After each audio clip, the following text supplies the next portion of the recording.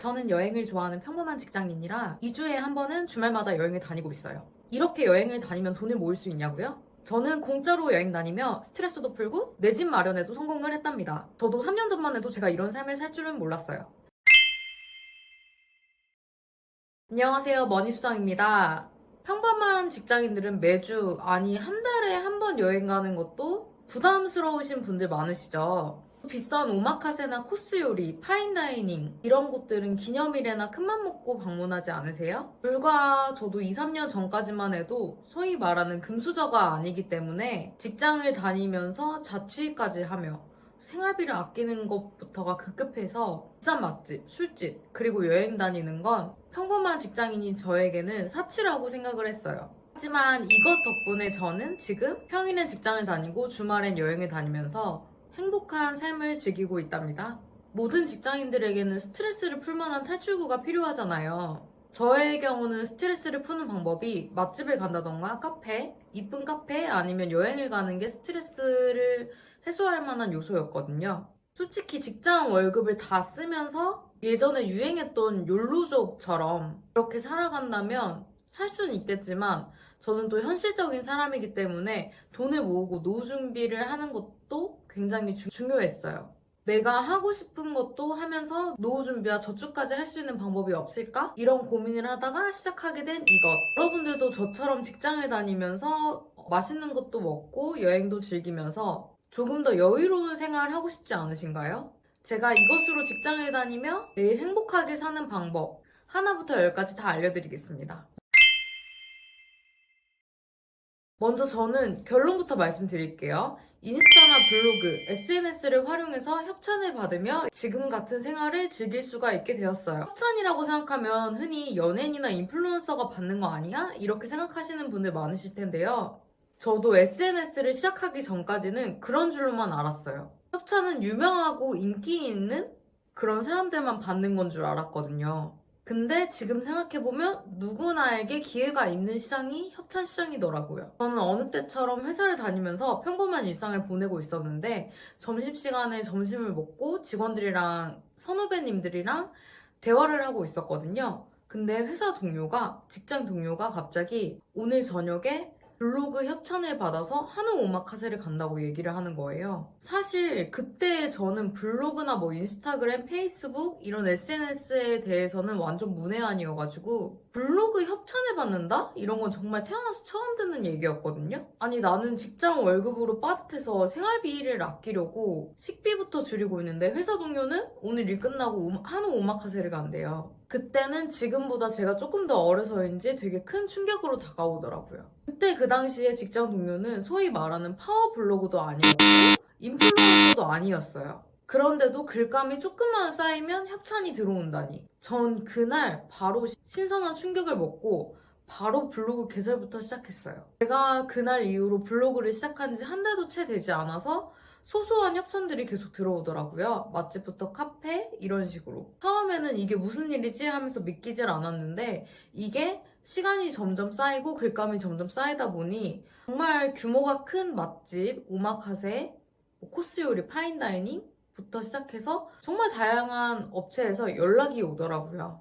저 같은 경우에는 여행에 대한 글감을 많이 쌓아뒀거든요. 저는 워낙 여행을 다니는 걸 좋아하고 그렇기 때문에 그냥 틈틈이 가는 곳에 사진을 많이 찍어둬서 여행에 대한 글감을 많이 쌓아뒀어요. 그러니까 이제 여행지에 대한 협찬도 들어오는 거죠. 숙박업소뿐만 아니라 여행지에 대한 뭐 카페, 맛집, 그리고 관광 상품까지 이런 협찬이 들어오니까 주말에는 협찬을 풀코스로 한 여행을 다닐 수가 있게 된 거예요.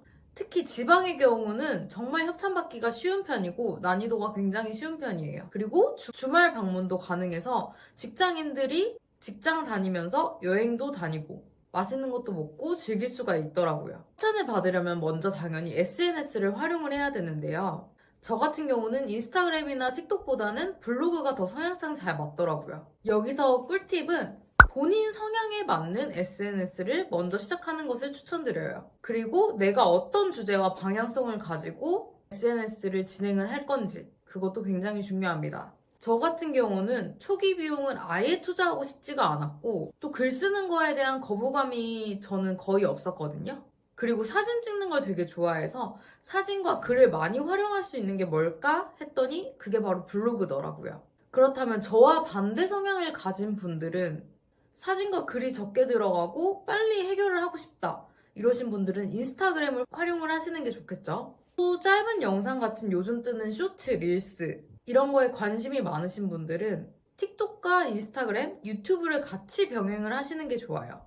사실 정말 이건 정말 꿀팁인데, 블로그를 시작하게 되면 인스타그램, 틱톡, 유튜브 자연스럽게 같이 다 하게 됩니다. 이게 무슨 말인지 이해가 안 되시는 분 많으시죠? 예를 들어 내가 전주 한옥마을에 놀러를 갔어요. 그럼 전주 한옥마을에서 즐겁게 놀면서 어떤 맛집이나 카페, 그리고 놀거리, 길거리 음식 이런 것까지 사진이라도 한 장씩 남겨두는 거예요. 그렇다면 벌써 블로그 글감이 맛집, 카페, 길거리 음식 이 세 가지가 나오게 됐죠. 블로그에 전주 한옥마을 맛집, 전주 한옥마을 카페, 전주 한옥마을 놀거리 이거에 대해서 세 가지를 포스팅을 했어요. 블로그 글과 사진을 활용해서 인스타그램에 포스팅을 한 번 더 하게 되는 거죠. 이거는 너무나 쉽지 않나요? 블로그 글 한 개를 발행을 해두면 인스타그램에는 썸네일이 중요하기 때문에 가장 잘 나온 사진 뭐 두세 장 정도 뽑아서 사용을 하고, 블로그 글에 쓴 글을 축약해서 그리고 임팩트가 있는 것만 사용을 하면 되겠죠, 인스타그램에. 또 만약 전주 한옥마을에 돌아다니면서 사진을 찍고 또 동영상을 몇 개 남겨놨다면 전주 한옥마을 길거리 음식 탑3 이런 식으로 30초짜리 쇼폼 영상을 정말 쉽게 제작할 수가 있는 거예요. 여러분, 30초짜리 쇼폼 영상 만드는 거 정말 요즘 세상이 좋아져서 만드는데 10분도 채 걸리지 않아요. 대충 닭꼬치 하나, 호떡 하나, 그리고 뭐 만두 하나 이런 식으로 동영상을 짧게 1, 2초 정도 남겨놓고 대략적인 설명만 넣어주면은 쇼폼 하나가 뚝딱 완성이 되는 거예요. 이 완성된 쇼폼 하나로 유튜브, 인스타그램, 틱톡, 네이버까지 총 4개의 플랫폼에 업로드가 가능한 거죠.